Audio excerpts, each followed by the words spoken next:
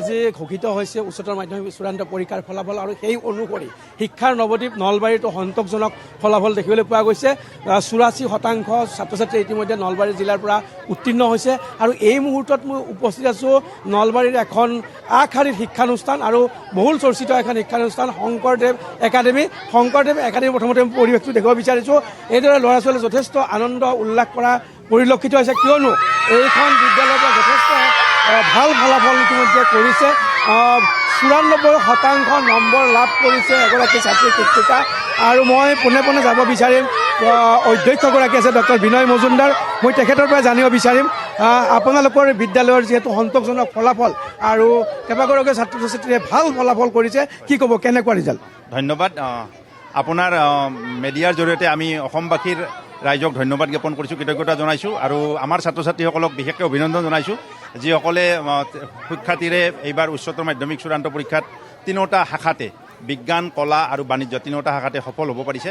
আমাৰ ছাত্ৰ ছাত্ৰী প্ৰায় 98.6% সফলতাৰ আমাৰ হাৰটো হৈছে তিনিওটা শাখাতে। আমি বৰ সন্তোষ পাইছোঁ, আমাৰ ছাত্ৰ ছাত্ৰীসকলে যথেষ্ট পৰিমাণে কষ্ট কৰিছে আৰু কষ্টত তেওঁলোকে ফলটো পাইছে। আটাইতকৈ বেছি নম্বৰ কোনে লাভ কৰিছে আৰু কেনেকুৱা? আটাইতকৈ আৰ্টছত 94% পাইছে হায়েষ্ট মাৰ্ক আৰু এবভ 90 14জন ছাত্ৰ ছাত্ৰীয়ে পাইছে।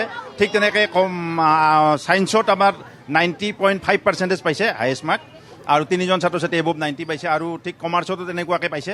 আৰু আৰ্টছত কৃতিকা কলিতা নামৰ ছোৱালীজনে হায়েষ্ট মাৰ্ক পাইছে আৰু ছায়েন্সত পাইছে নাৰ্ছিম আখতাৰ আৰু কমাৰ্চত জিজ্ঞাসা লহৰ।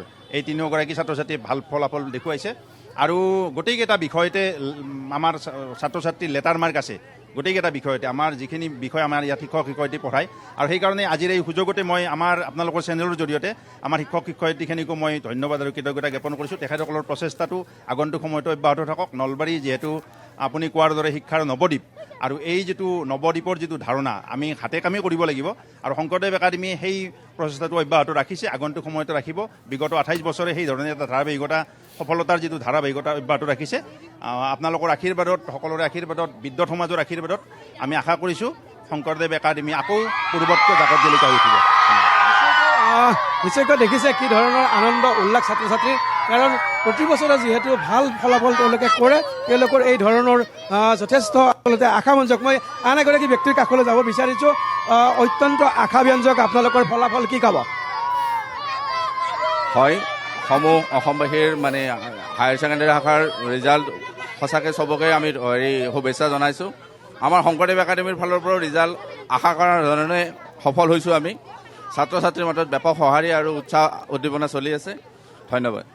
নিশ্চয়কৈ মই পুনৰ যদি পৰিৱেশটো দেখুৱাওঁ, আচলতে শংকৰদেৱ একাডেমীৰ শিক্ষক শিক্ষয়িত্ৰীসকলে যি ধৰণৰ তেওঁলোকে প্ৰচেষ্টা চলাই আছে তাত যেন সফল হৈছে। কাৰণ ধন্যবাদ জনাইছোঁ নকুল তালুকদাৰ। আৰু এয়া আছিল নলবাৰীৰ শংকৰদেৱ একাডেমীৰ পৰিৱেশ।